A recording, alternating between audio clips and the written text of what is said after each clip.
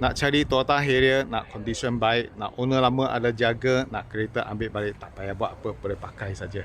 Okey, ini hari misteri mau recommend ini tahun 2008. Toyota Harrier 2.4 auto yang spec G lah.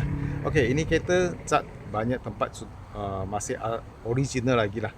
Misteri pergi touch up bumper saja, lain semua ori lagi ya. Kereta tiada kemalangan, tak ada banjir, engine, gearbox, suspension tip top lah. Kereta ni ini hari juga misteri nak jual harga berbaloi 26,800 saja. Ini kereta jual murah, bukan ada masalah, tak ada problem ya. Ini kereta boleh tahan lasak lama, sama dengan spare part pun senang maintenance punya kereta dah, pakai tak risau. Okey, sekarang misteri review ini kereta, kasih bos tengok. Selamat petang bos. Misteri baru dapat check in kereta baru. Ini adalah tahun 2008 Toyota Harrier 2.4 G-Spec Okey, ini kereta semua original lagi lah. Cat pun original lagi. Semua bumper dia touch up dengan polis satu layer cat. Sudah lawa-lawa ini kereta. Satu owner pakai sampai sekarang. Elok lagi. Simpan baik boleh kata lah. Tiada kemalangan, tak ada banjir ini kereta. Okey, ini kereta kalau bos ambil balik cat semua, jangan risau, so tak boleh buat apa-apa lah.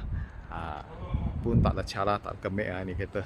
Ini kereta jenis yang tahan lasak ni ya. Spare part pun senang dapat, jangan risau. Ini lampu belakang semua boleh dapat ni ya, tak ada masalah.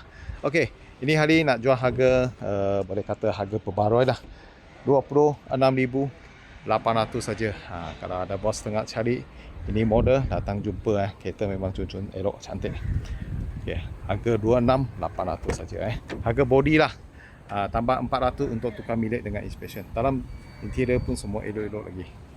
Dashboard ni selalu boleh crack ni tak ada lah, lawa-lawa lagi, masih okey Steering pun cantik-cantik lagi. Tapi pintu pun perfect lawa lagi Kalau bos tengah cari Harrier, okey, datang tengok lebih biji kereta lah. 2008 bawa sedap lagi. Suspension elok-elok lagi. 26,800. Kalau bos minat, contact Misali. Thank you bos support.